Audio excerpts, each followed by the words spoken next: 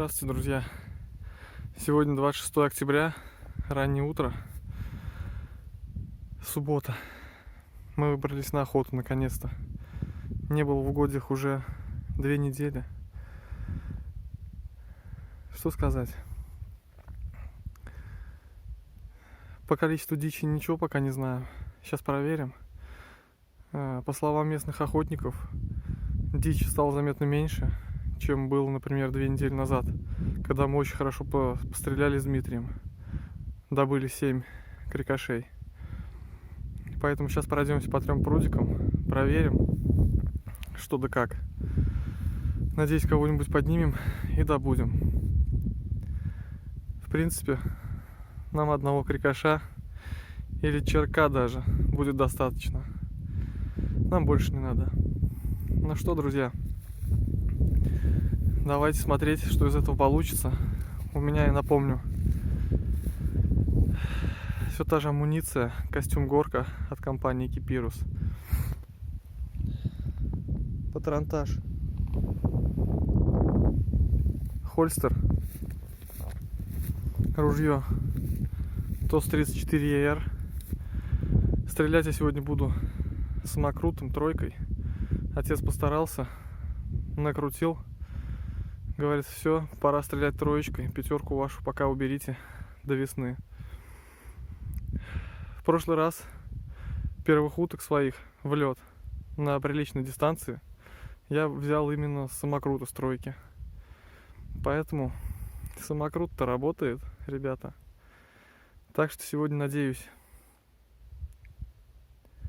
кого-нибудь увидим и постреляем.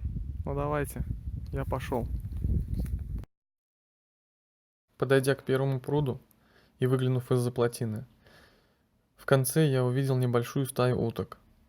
Но до них было приличное расстояние, более 100 метров, поэтому стрелять не было смысла.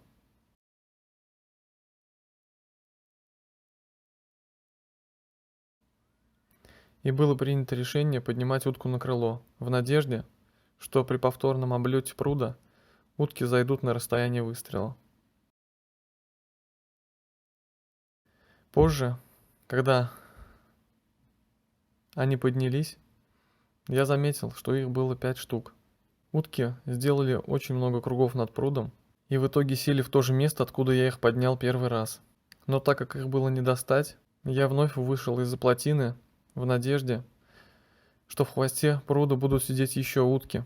Далее, идя вдоль пруда, утки так и кружили надо мной, но очень высоко. В конце, к сожалению, это не попало на видео, все-таки они немного снизились на расстояние 60-70 метров и проходили надо мной. Ну что, друзья, вот и первые уточки. Подняли 5 криковых. Сразу видно, что утка не местная, потому что не боится. Я не знаю, они сколько сделали кругов, точно больше 5. Пролетали потом надо мной. Так, маленько перышки им почистил. И все. Конечно, было безнадежно. Но так, а то стволы холодные. Решил погреть. Идем дальше. А вот, друзья, посмотрите, какая красота с утра.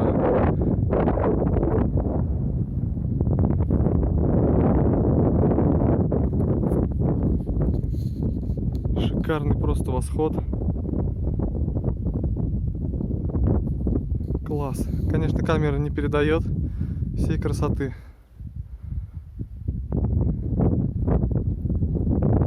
Ну, вот как-то так.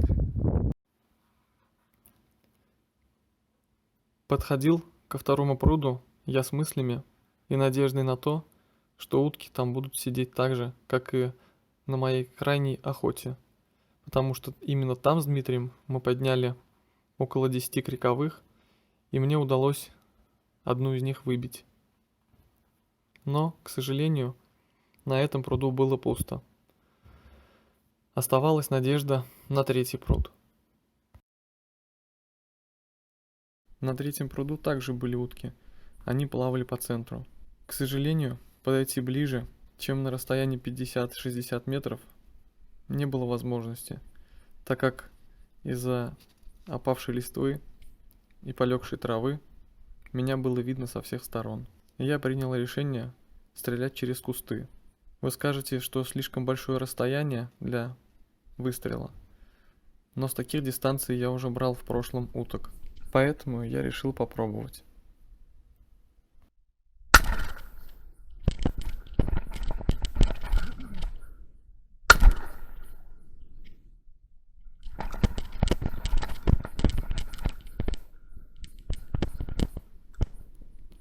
После произведенных выстрелов решил вновь спрятаться за кустом, в надежде, что поднятые утки налетят на меня. Так и получилось. К сожалению, достать уток на высоте у меня не получилось. От выстрелов даже камера слетела с головы. Далее, пройдя весь пруд до конца, возвращаясь к машине, уток я так больше и не встретил.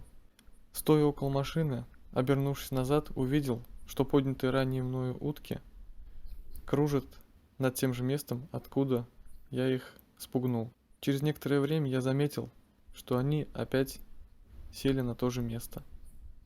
Так как возвращаться домой без добычи не хотелось, я решил попытать удачу еще раз. Обойдя заново пруд через кукурузное поле, увидел, что утки плавают в самом хвосте, и подойти к ним не представляется возможным. Поэтому пришлось ползти. Подполз я на расстояние 40-50 метров.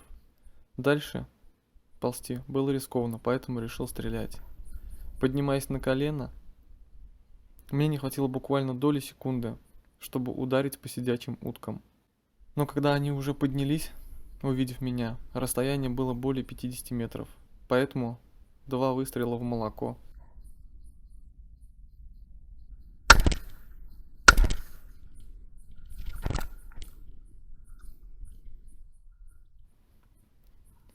Во второй раз, возвращаясь к машине, увидел, что поднятые ранее утки садятся в хвост рядом с ней.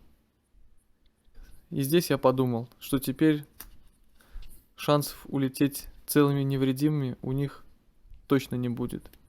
Подходя к хвосту, я примерно знал, где будут сидеть утки, но здесь произошло что-то нереальное. В самый ответственный момент включился режим Mozilla. Смотрите, как это было.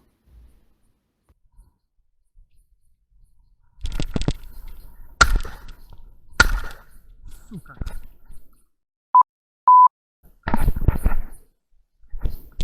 Готово. Всего было 4 утки. После выстрелов увидел, как одна из них пошла на снижение, а 3 пошли совершенно в другую сторону. И я подумал, что все-таки одну утку я зацепил. Она скрылась за горой, поэтому я пошел через кукурузное поле посмотреть, не упала ли она куда-нибудь. Но, к сожалению, никого я так и не увидел. Наверное, все-таки мне показалось. Вот так бывает на охоте, друзья. В самый ответственный момент, рядом с машиной, уже на полпути домой, были утки. Природа предоставила мне шанс, но я им не воспользовался. Этим и интересна охота. Всем спасибо за просмотр. До новых охот. Пока.